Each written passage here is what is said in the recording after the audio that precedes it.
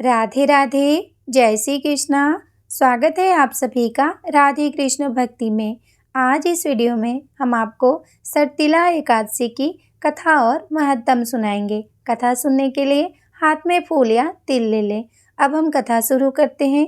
एक समय दालभी ऋषि ने पुलस्त्य ऋषि से पूछा, हे मुनीश्वर, मनुष्य मृत्युलोक में ब्रह्म हत्या आदि महान पाप करते हैं और एक दूसरे के धन की चोरी, दूसरे की उन्नति देखकर ईर्ष्या करते हैं, परंतु फिर भी उनको नर्क प्राप्त नहीं होता है। सो क्या कारण है? वह न जाने कौन सा अल्पदान या अल्प परिश्रम करते हैं, जिनसे उनके सब पाप नष्ट हो जाते हैं। यह सब आप कृपा पूर्वक कहिए। इस पर पुलस्त्य महात्मा बोले, मुनि, आपने मुझसे अत्यंत गंभीर प्रश्न पूछा है। इससे संसारी जनों को बहुत लाभ होगा। इसको इंद्र आदि देवता भी नहीं जानते, परंतु मैं आपको यह गुप्त भेद अवश्य ही बताता हूँ। माघ मास के आने पे मनुष्य को स्नान आदि से शुद्ध रहना चाहिए और इंद्रियों को वश में करके तथा काम, क्रोध, लोभ, मोह, ईर्ष्या, अभिमान आदि का स्मरण नहीं करना चाहिए। उसको हाथ पैर धोकर पुष्प नक्षत्र में गोबर, कपास, तिल मिलाकर उपले बनाने चाहिए। उन कंडों से 108 बार हवन करें और यदि उस दिन मूल नक्षत्र हो, द्वादशी हो तो नियम से रहे। स्नान आदि नित्य क्रिया से शुद्ध होकर भगवान का पूजन कीर्तन करना चाहिए। एकादशी के दिन व्रत करें और रात्रि को जागरण तथा हवन करें। उसके दूसरे दिन धूप दीप नैवेद्य से भगवान की पूजा करें और खिचड़ी का भोग लगाना चाहिए। उस दिन कृष्ण भगवान का पूजन करना चाहिए। उनको पेठा, नारियल, सीताफल या सुपारी सहित अर्घ देना चाहिए और फिर उनकी स्तुति करनी चाहिए। हे भगवान, आप असरणों को शरण देने वाले हैं। आप संसार में डूबे हुए का उद्धार करने वाले हैं। हे पुण्यकाक्ष, हे कमल नेत्रधारी, हे विश्व भगवान, हे जगत गुरु, आप लक्ष्मी जी सहित मेरे इस तुच्छ अर्घ को स्वीकार कीजिए। इसके पश्चात ब्राह्मण को तिल दान करना चाहिए। इस प्रकार मनुष्य जितने तिल का दान करता है, वह उतने ही सहस्त्र वर्ष तक स्वर्ग में निवास करता है। तिल स्नान, तिल का उपटन, तिलोदक, तिल का भोजन, तिल का दान, यह सर्तिला एकादशी कहलाती है। इससे अनेक प्रकार के पाप दूर हो जाते हैं। एक दिन नारद ऋषि बोले, हे भगवान, आपको नमस्कार है। इस सर्तिला एकादशी का क्या पुण्य होता है और उनकी क्या कथा है, सो कृपा पूर्वक कहिए।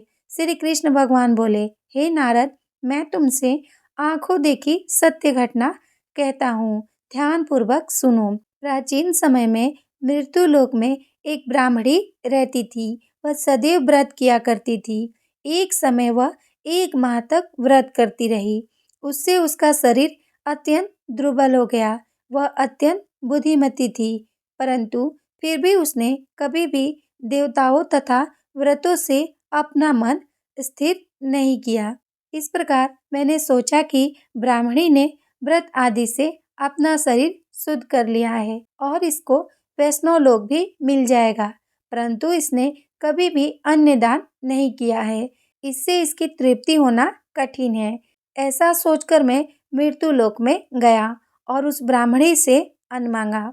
वह बोली, महाराज, आप यहाँ किस लिए आए हैं? मैंने कहा, मुझे भिक्षा चाहिए।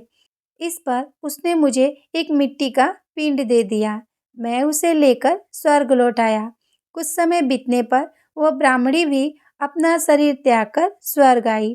मिट्टी के पिंड के प्रभाव से उसे एक जगह एक आम वृक्ष सहित घर मिला, परंतु उसने घर को अन्य वस्तुओं से सुन पाया।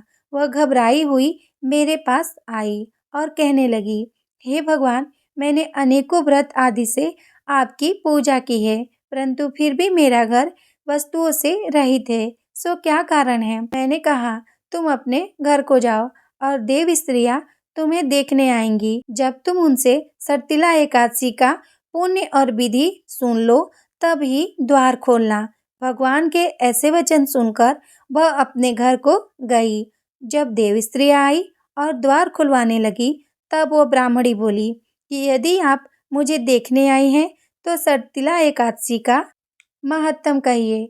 उनमें से एक देव स्त्री बोली, सुनो मैं कहती हूँ। जब उसने सर्तिला एकादशी का महत्तम सुना दिया तब उसने द्वार खोला। देव स्त्रियों ने उसको सब स्त्रियों से अलग पाया। उस ब्राह्मणी ने भी देव स्त्रियों के कहे अनुसार सर्तिला एकादशी का व्रत किया।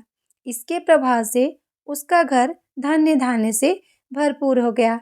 अतः मनुष्यों को मूर्खता त्याग कर सर्तिला एकादशी का व्रत करना चाहिए।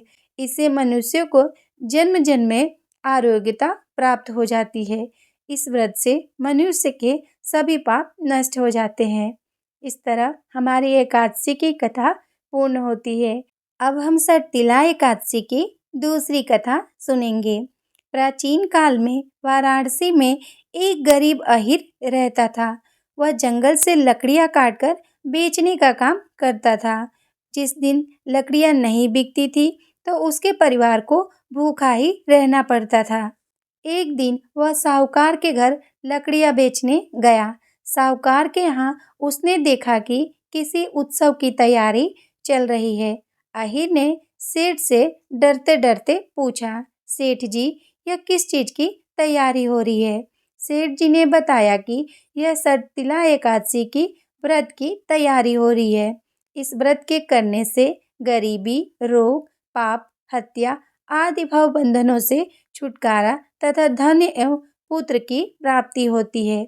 घर पहुंचकर अहीर ने भी अपनी स्त्री सहित सर्तिला एकादशी का व्रत विधि पूर्वक किया।